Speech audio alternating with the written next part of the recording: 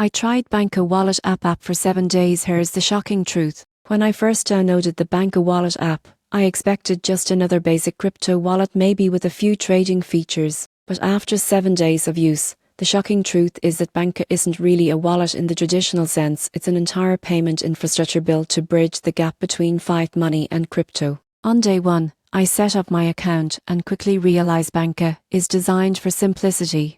Its goal isn't to store crypto but to make buying, selling, and converting digital assets as smooth as possible. Think of it like the PayPal of crypto, focused on transactions rather than portfolio management.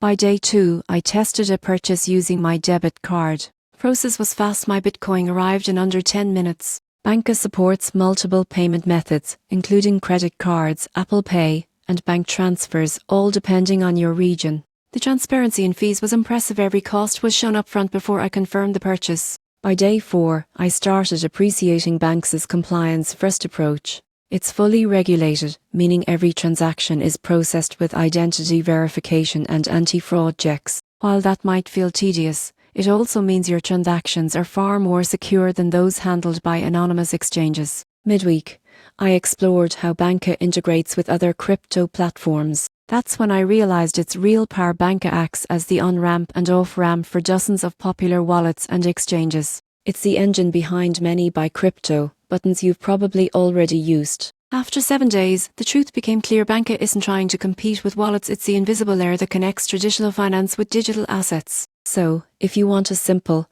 and secure way to move between fiat and crypto, Banxa is one of the smoothest and most trusted bridges out there. But if you're looking for a place to store, stake, or trade crypto, you'll want to pair it with a real wallet.